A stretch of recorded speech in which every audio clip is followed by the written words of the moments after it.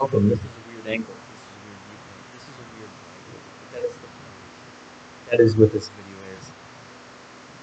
A while ago, before moving back in with my parents and after the breakup, I did a review on a movie, Welcome to Raccoon City. Resident Evil Welcome to Raccoon City, and I have a very mixed opinion of it. It is based off of a video game franchise. So what are we doing here? You can barely see it on the TV because of how white the scene is in general, but you could tell it is. It's the opening of Uncharted. Fortune favors. Now, Uncharted is a video game series I got into very late because the game came out in 2007, 2009, and 2011, I believe, is when the trilogy came out, and I did not have a PlayStation 3. Those games were only on PlayStation 3. But as soon as I got a PS4, the game was about to come out, I believe, or it had just come out. When I got it, and when I got the Uncharted collection, I have Lost Legacy. But I'd always known on the back burner that there was an Uncharted movie in the works, and it has been in the works since 2009, believe it or not. With Mark Wahlberg originally pinned to play the titular main character, Nathan Drake. But he aged out of the role. Directors kept dropping in and off. They really could not find a director to save their life. But they finally found one. And I don't remember his name, but it's got to be on here somewhere.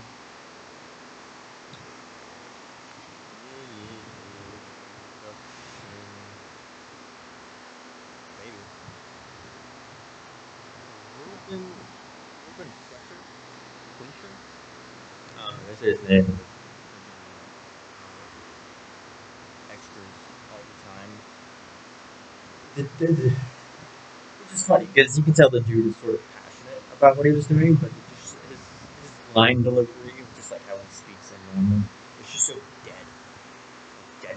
Like there's no emotion in his voice whatsoever. It's so dull, it's so boring, but you can tell the dude had clear passion in what he was doing here.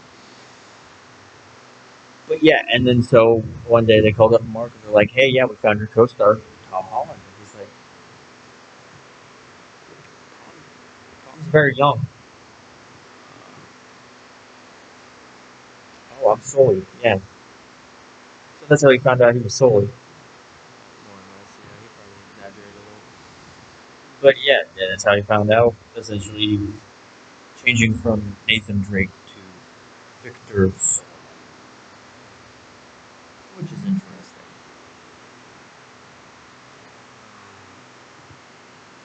But yeah, I digress. The video games, they're very fun, very entertaining. Nolan North does a spectacular job as Nathan Drake.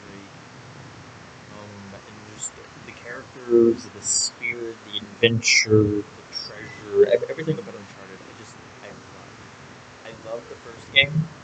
Like, its story is really well done, even if the gameplay, especially the freaking speedboat. Not speedboat, what is it? I honestly forget the name. Jet ski. The jet ski. Jet ski portion is the bane of existence. I hate the jet ski. And the gameplay hasn't aged the best. In general, an Uncharted 1 through 3. But it mostly shines in Uncharted 1 with its agedness. Uncharted 2, masterpiece. Gameplay's a little more refined. Uncharted 3, not as spectacular. It's still a really solid game. Even if the story isn't as good as 1 or 2, it still holds it up on its own. And that's respectable. Like, I still love Uncharted 3. It just really is the weaker of the 3 in terms of, like, story and overall gameplay and everything like that. Well, not overall gameplay, but, overall game. As a story, adventure, setting, whatever. Uncharted 3 kind of falters in there. Like, the one thing everybody remembers from Uncharted 3 is the plane scene that this movie kind of takes from in its opening moments. That is what everybody knows Uncharted 3 is so cool. And then, of course, Uncharted 4, which is probably my favorite game in the series, and that might be because it was the first game I played in the series. But I just love Uncharted 4. I love Sam, I love Nate, Victor's always good, even Dean's cool. Rafe is an interesting villain. I love like the whole finding the lost pirate town essentially is. Like, it's good. It's good. I haven't played Lost Legacy. I own it, just haven't played it yet. No particular reason either. But anyway, I'm digressing. I'm going off on a tangent here about how much I just like the games and love the games and the strengths and weaknesses. But that's not what we're here. That's not what we're here at all. We're here for Uncharted. The film released in 2022. It was supposed to release last year, but COVID, everything's going haywire. So as y'all know, in the first game they go after El Dorado. In the second game, it's a really weird place.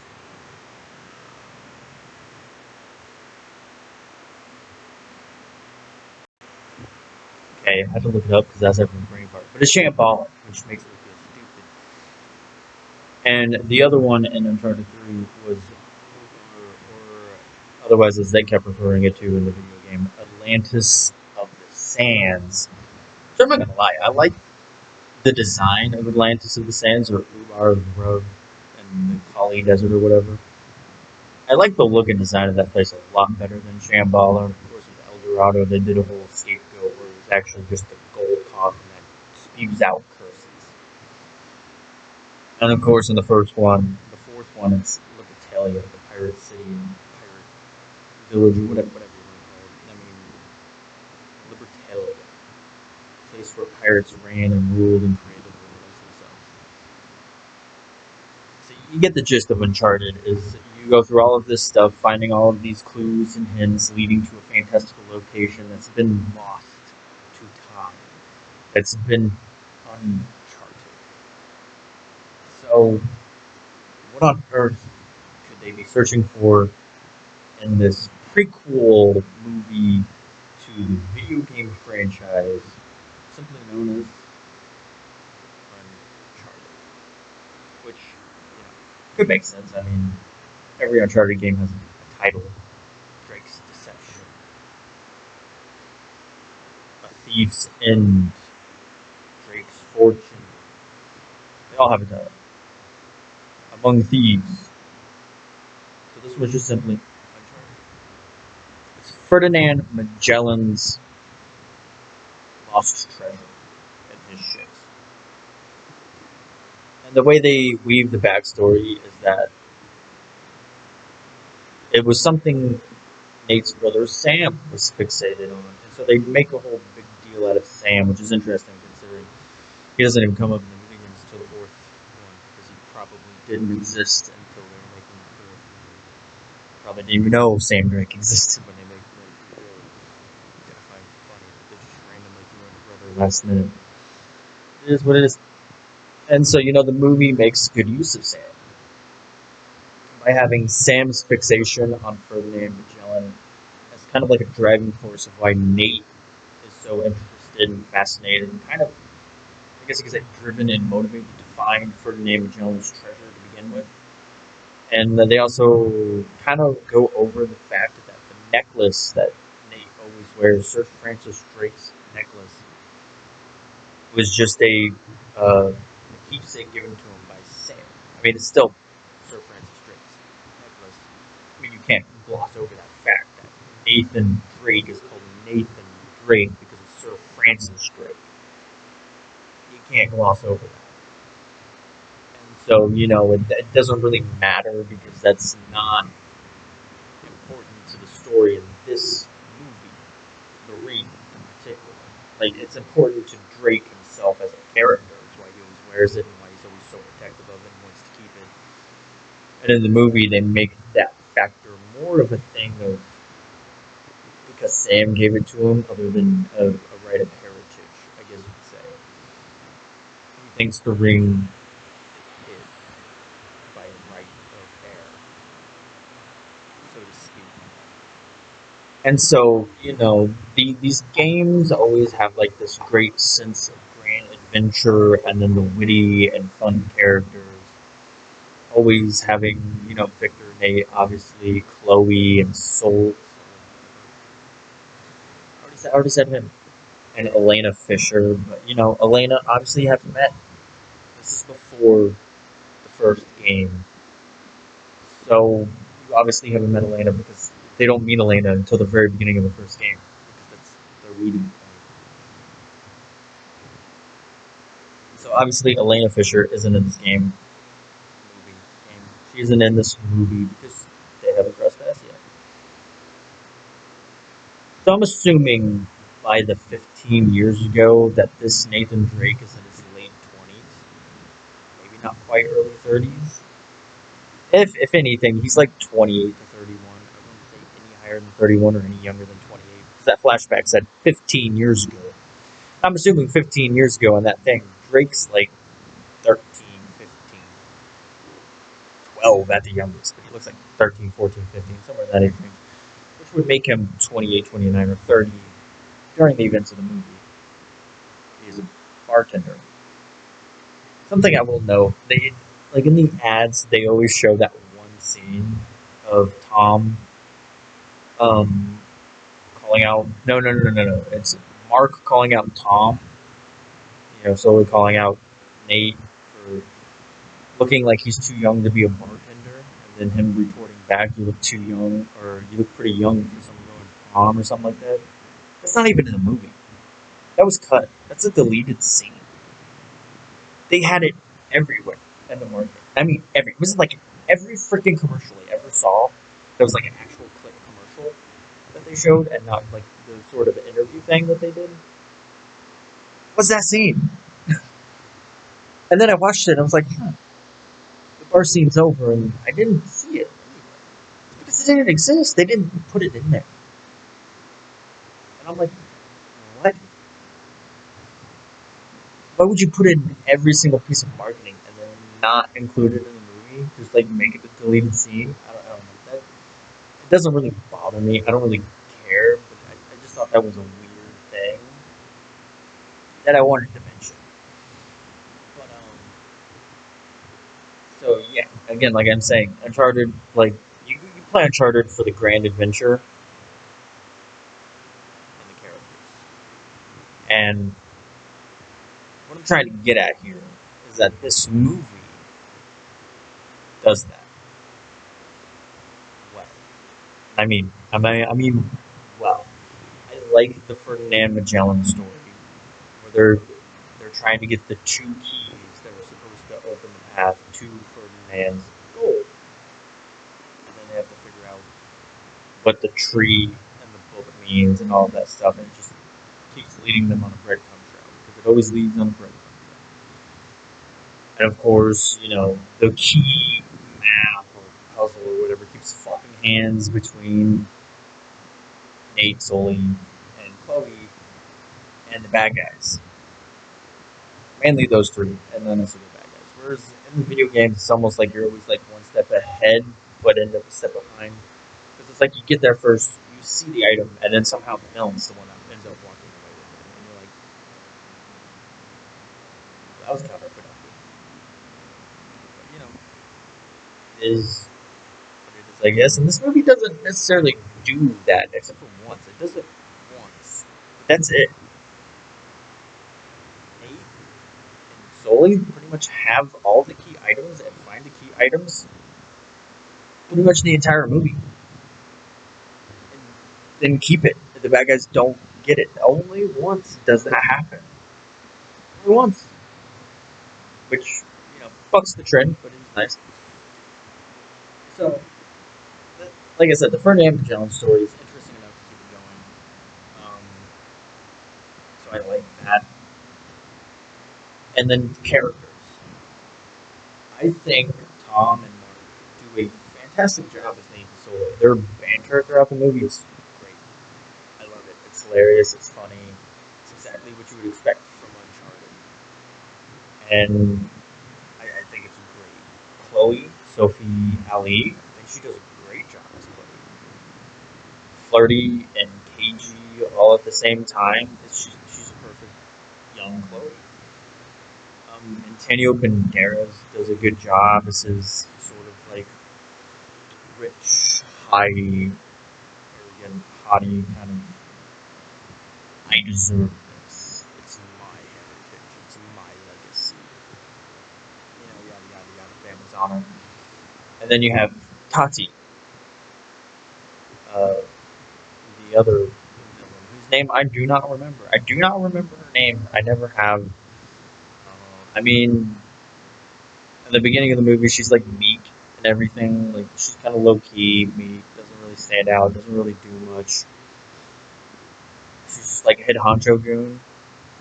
And then again, this is where I'm gonna get into spoiler territory, so you can click off now if you don't want spoilers. But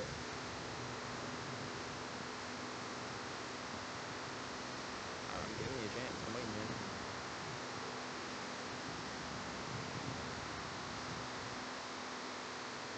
She's the bad guy, the main bad guy. Midway through the, I wouldn't say midway. After the midpoint of the movie, leading into the final portion of the movie, she kills Antonio Banderas and says, "Yeah, your dad pretty much was right about you. You're a failure." And then Chloe disappears and by default has the team back up with Nate and Sully, who are constantly on strings because Sully's a bit manipulative, I guess you could say, in this movie. Like, he's always leading Nate on and not really caring, but using him to his fullest anyway. But, near the end of the movie, you see their bond tightening and all that stuff. So you see how rocky they started into how they come to where they are. Which brings me to one minor nitpick I have. And that's the fact that Nate and Sully already have an origin story in the video games. They already have a meeting. We already know where they meet, how they meet, and what happened surrounding the events of how they got together. And Uncharted 3, Drake's deception. And it's not even in the US. Like, they were not in the US when they met. And this movie completely changes their origin, I guess you could say, of how they met up and how they got together and how Sully took them underneath his wing. And how it was a much, much, much long time ago. Like, Nate was still a teenager, I'm pretty sure, when Sully took him underneath his wing. And in this movie, be the 15 years ago thing, like I said, he's got to be in his late 20s, 31 at the most. 31 at the most, late 20s, late 28, 29, 30, 31. Somewhere in that time frame, that age frame, based on the 15 years ago, because the kid was 13, 14, 15. So yeah, he's got to be 28, 29, or 30 in this movie, which means, according to this movie, Nate and Sully didn't meet until Nate was already in his late 20s, when we know in the video games, Nate met Sully out of the US. Kid-friendly scissors, I'm twirling on my finger, don't worry about it. When Nate was in his late teens. So that is weird, if you think about that. It's the only thing I can think of that might potentially make people really mad or upset in this movie if they're really diehard Uncharted fans. But, I digress. I mean, I do. Despite that nitpick of how they, had to repurpose their meeting for the point of the movie and everything, Um, and the other thing is, you don't really know how Nate actually meets Chloe. To my knowledge, I don't think you ever really know, because by the time you meet Chloe in Uncharted 2, they make it very clear that Chloe, Flynn, and Nate already know each other. They've had extensive jobs they've done together in the past. So you don't really know how they meet. But if I'm willing to bet, it's probably not through solely in the video games. But that's how they meet in this one. Is that Sully and Chloe have the history, and Sully's bringing in Nate as the third man, and thus they meet. I mean, you already know Chloe and Nate had like a flirtatious, kind of on and off again. I guess you could say Batman, Catwoman, Leon, Ada kind of relationship before Nate finds Elena and like settles down and stuff.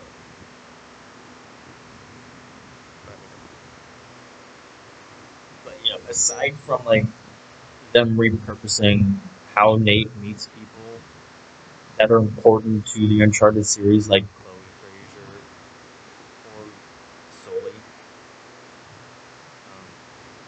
the movie does a really good job of capturing the spirit of Uncharted, the sense of adventure, and following the breadcrumb trail to the one puzzle piece after the next to find the real true treasure at the end.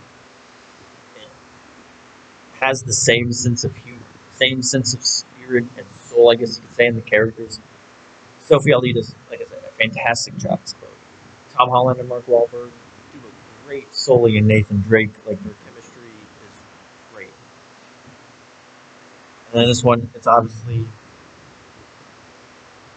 a little more strained than playful, like it is in the video games, because this is just them getting used to each other. And Sully's been in the game long, and Nate's literally just getting in it. Should have already been in it, but I digress. It's the only nitpick. The discombobulation of the origins. But for the purpose of the story, it makes sense. And the villains of Uncharted have never been the most memorable batch. Like, they're never great. Like, I wouldn't say really any Uncharted villain, like main villain, has been so memorable to me. And I've remembered them for years and years and years. Like, I know Roman, like, but, you know, he gets cut off at the end at the El Dorado coffin for the guy who's, like, literally what this movie does. Like, it's not like, fucking Roman's number one guard dude kills him right at El Dorado. And then he becomes the final bad guy. Okay, this movie does something similar where they're on the plane leading to the area where his treasure is, and she kills him, and she has the map in her possession. But, yeah, that's retreading water, but yeah, it is what it is. The second game, I can't remember the villain. The third game, I can't remember. I remember the chick that Sully had history with. I even just read her name when I looked up what the freaking Umar was, because I could not remember for the life of me what the El Dorado, what the Shambhala, what the Libertaria of Uncharted 3 was. Atlantis of the Sands, Ubar rubbed in the desert cloud. But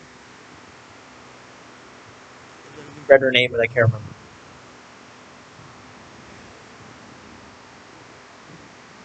And then, of course, you had Rafe and Nadine and Uncharted 4. Those are the only two I remember. Like that. And I will say, like, the most domineering present one was the guy from the second game, whose name I definitely can't remember. He's the only one, like, I can picture him, just like the lady from 3, but I can't name them. Like, Uncharted has never been a movie about, a series about its villains. It's always about the chase of the location and the characters that you see along the way. Like, your main characters, like, you know, Chloe, Nate, Sully, Elena, your protagonist, I guess you could say. Like maybe even to a degree, Flynn in the second one, because he's a main player in the second game on the antagonistic side. But he started off on the first level as an ally. But the movie does a great job. The main three, Chloe, Nate, and Sully. The two villains are suitable. They're fine.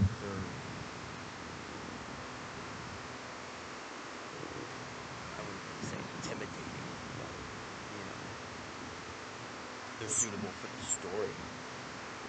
They make sense in the context, I guess you could say. I mean, Tati, the main villain, I forget her name, that's the actor's name. Really badass woman. She knows how to fight. She's intimidating, for sure. I mean, on paper, like I said, the first half of this movie, she's just very meek, very mute, very minor. Doesn't really do much. I mean, she has that fight and the thing, but that's about it. She doesn't really become a commanding presence until she kills Antonio Banderas' character, Monacogo, whatever his name was, Monacogo?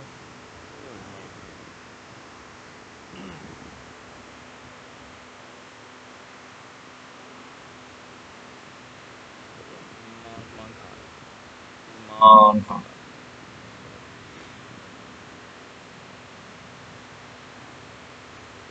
And then, honestly, one of my favorite parts of this whole movie is the very end. I love this movie from start to finish. Don't get me wrong. But that scene that plays after, the more fancy cutscene, the more stylized one, before it goes into the black and white where Drake's at a table in a bar in some other country, and he's like, "Here's the ring, give me the paper," and everything happens, and then Sully comes in. One of my favorite things, because at that point in time, you can tell Sully and Nate have a relationship that is portrayed in the games, where it's playful, funny banter, and all that stuff. But I will say this: they did do some character changes in the characters' personalities and stuff, like in the video games. Nathan Drake is not pulling out bubblegum every chance he gets, and he's not an alcoholic. Like, they didn't make alcohol a part of his character. Like in this movie, he's a big alcohol guy because he's a bartender, so he's making bartending jokes, drinking every chance he gets. And then there's a scene at the very end where they're in the ship and he finds a bottle, and Sully's like, "Oh, you down?" He's like, "Oh, I'm thinking about it," and he drinks 500-year-old beer, alcohol, whatever. The bubblegum and the alcohol thing is completely new to the Drake character, and it doesn't really detract or make me upset in any way, shape, or form. And that's some humor. Like at the end when he offers Sully a piece of the gum and everything, and Sully's out the window laughing. And the thing with Sully, the one thing that they added with Sully that's not in the game at all is his cat. Drake's like, "Yeah, I want a nice suit and a cat." And he comes in and he gets the suit, and he's like, "So what was the cat for?" "Oh, the cat's for you. I thought you were putting it on." And then he becomes obsessed with the cat. And at the very end of that scene, I told you I really liked. He's like, "You were supposed to be here yesterday. Where have you been?" or whatever. And he brings up Mr. Whiskers or whatever, the cat. And he's like, "What? Brought your cat?" Yeah, I love it. Actually, I like the whole cat edition. I think that's funny. And it'll be interesting to see how they work around the cat in the sequel. It seems like they're setting up a sequel, and they talked about it in that scene too. So I'm assuming they're either going to cover the first game in the sequel, Drake's Fortune, or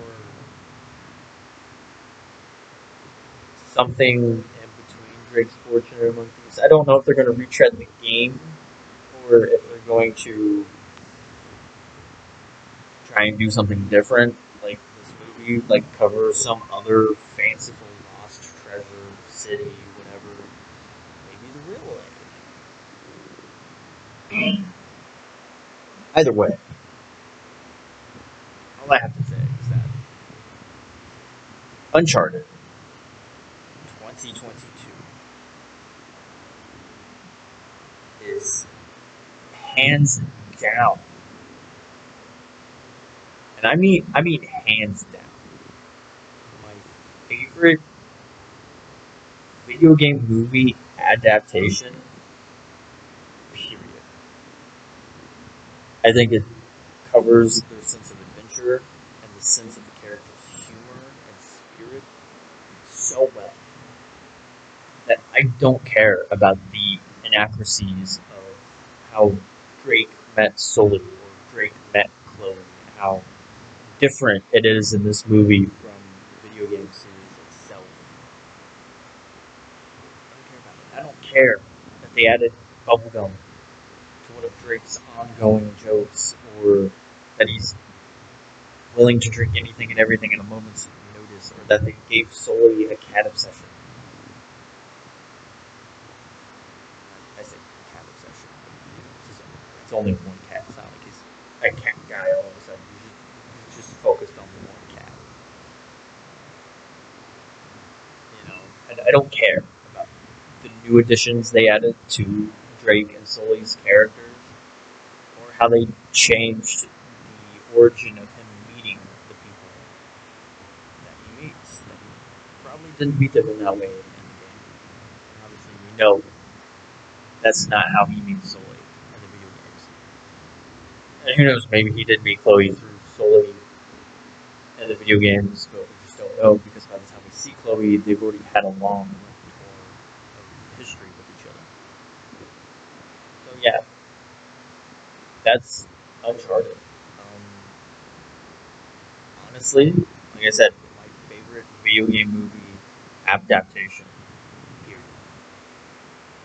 The one before that was Detective Pikachu. That was my favorite one. Before this, that was loosely based on the video game. The loose interpretation of Detective Pikachu, the video game. But I loved Detective Pikachu, and before Uncharted, that was my favorite video game movie adaptation. Period. Still love Detective Pikachu. I think Detective Pikachu is great. But I have to say, Uncharted tops it.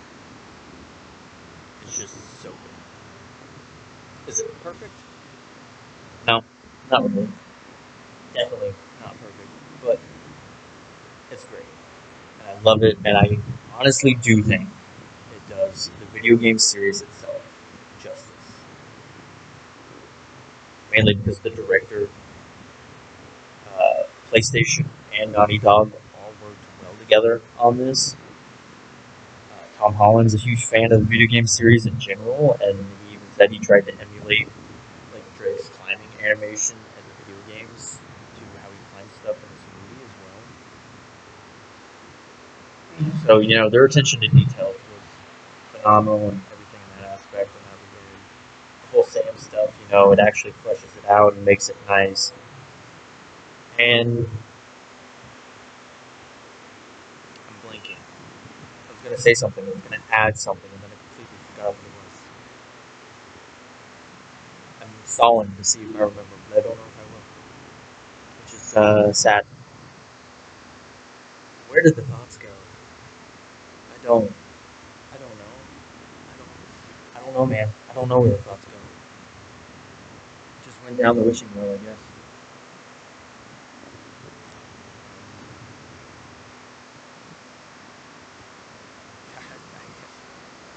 I guess since I can't remember, literally cannot remember for the life of me, we're just going to end the video here with my whole recommendation of Uncharted. If you're an Uncharted fan, I'd definitely give it a watch. If you're an action-adventure fan, an Indiana Jones fan, just in general, and you've never heard of Uncharted, I'd give it a watch. It's just a good film in general. I remember Nolan North's cameo on the beach. From an outsider's perspective, the scene is weird. They just stumble some guy on the beach, and he's just casually talking to them and saying good luck. They're like, oh yeah, I just fell out of an airplane, got hit by a car and fell out of an airplane. He's like, oh, I've done something like that before. Good luck. The scene itself, from like an outsider's perspective, if you don't know who Nolan North is, and that he's the original voice actor and mocap person for Nathan Drake in the video game series, that he is Nathan Drake, then that scene is weird. If you don't know him, and you don't know the fact that he is Nathan Drake from the video games, that scene is weird and almost seems out of place. But if you do know who Nolan North is, and you do know that he is Nathan Drake, then the scene's a blast. I love it. So yeah, Uncharted, great. My favorite video game movie adaptation. Pure. Perfect? No. But great? Yes. So I hope you have a great day. Hopefully you can be the best you can possibly be. Like to be super special.